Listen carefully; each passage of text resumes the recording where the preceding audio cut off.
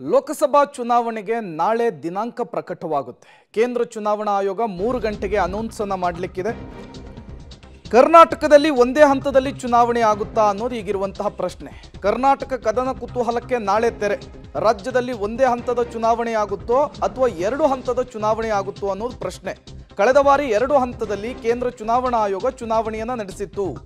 ಮೊದಲ ಹಂತದಲ್ಲಿ 14 ಕ್ಷೇತ್ರ, ಎರಡನೇ ಹಂತದಲ್ಲಿ 14 ಕ್ಷೇತ್ರಗಳಲ್ಲಿ ಚುನಾವಣೆ ನಡೆದಿತ್ತು.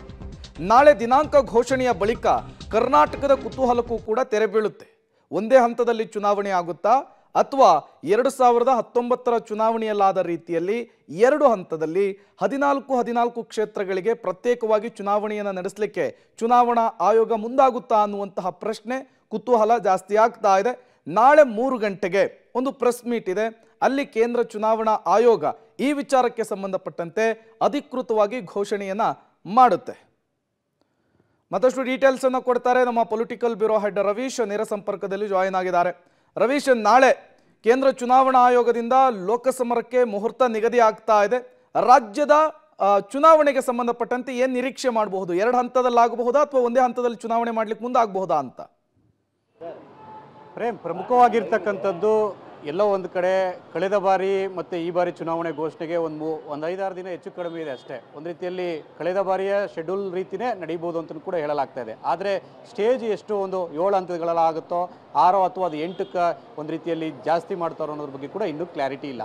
ಆದರೆ ಕರ್ನಾಟಕದ ಮಟ್ಟಿಗೆ, ಯಾಕೆಂದರೆ ಕಳೆದ ಬಾರಿ 18 ಮತ್ತು 23 2 ಹಂತಗಳಲ್ಲಿ 14 ಕ್ಷೇತ್ರಗಳು ಮೊದಲ ಹಂತದಲ್ಲಿ ಮತ್ತು ಎರಡನೇ ಹಂತದಲ್ಲಿ 14 ಕ್ಷೇತ್ರಗಳಿಗೆ ಚುನಾವಣೆಯನ್ನು ಮಾಡಿದರು. ಯಾಕೆಂದರೆ ಕಳೆದ ಬಾರಿ ಮಾರ್ಚ್ 10ನೇ ತಾರೀಕೆ ಚುನಾವಣಾ ಘೋಷಣೆಯಾಗಿತ್ತು. ಅವತ್ತಿನಿಂದಲೇ ಕೋಡ್ ಆಫ್ ಕಂಡಕ್ಟ್ ಕೂಡ ಬಂದಿತ್ತು.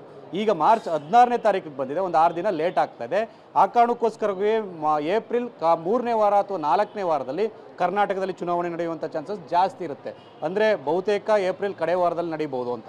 ಆದರೆ ಕಳೆದ ಬಾರಿಯಂತೆ ಕರ್ನಾಟಕದಲ್ಲಿ ಆ ಪರಿಸ್ಥಿತಿ ಇರಲ್ವಾ, ಒಂದೇ ಹಂತದಲ್ಲಿ ಚುನಾವಣೆ ಮಾಡುವಂಥ ಚಾನ್ಸಸ್ ಕೂಡ ಜಾಸ್ತಿ ಇರುತ್ತೆ ಅನ್ನೋದು ಕೂಡ ಮೂಲಗಳ ಮಾಹಿತಿ. ಜೊತೆಗೆ ಬೇಸಿಗೆ ವಿಚಾರ ಎಲ್ಲವನ್ನೂ ಕೂಡ ಗಣನೆಗೆ ತೆಗೆದುಕೊಳ್ತಾರೆ. ಬೇರೆ ರಾಜ್ಯಗಳಿಗೆ ಹೋಲಿಸ್ಕೊಂಡಂತಹ ಸಂದರ್ಭದಲ್ಲಿ ಕರ್ನಾಟಕ ಒಂದು ರೀತಿಯಲ್ಲಿ ಶಾಂತಿಪ್ರಿಯವಾದಂಥ ರಾಜ್ಯ.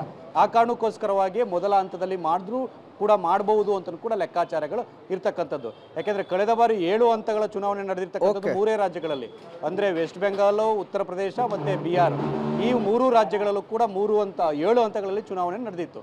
ಆದರೆ ಕರ್ನಾಟಕದ ಮಟ್ಟಿಗೆ ಎಲ್ಲೋ ಒಂದು ಕಡೆ ಬೇರೆ ಬೇರೆ ಕಾರಣಗಳಿಗೋಸ್ಕರ ಕಳೆದ ಬಾರಿ 2 ಹಂತಗಳಲ್ಲಿ ಮಾಡಿದ್ರು. ಈ ಬಾರಿ ಒಂದೇ ಹಂತದಲ್ಲಿ ಚುನಾವಣೆ ನಡೆಯುವಂಥ ಚಾನ್ಸಸ್ ಜಾಸ್ತಿ ಇರುತ್ತೆ ಅಂತ ಕೂಡ ಮೂಲಗಳ ಮಾಹಿತಿ. ಬಹುತೇಕ ಆ ಕರ್ನಾಟಕದಲ್ಲಿ ಏಪ್ರಿಲ್ ಕಡೆ ವಾರದಲ್ಲಿ ಚುನಾವಣೆ ನಡೀಬಹುದು ಅಂತ ಕೂಡ ಹೇಳಲಾಗ್ತಾ ಇದೆ. Prem, okay, thank you Ravish ತಮ್ಮೆಲ್ಲ ಮಾಹಿತಿಗಾಗಿ.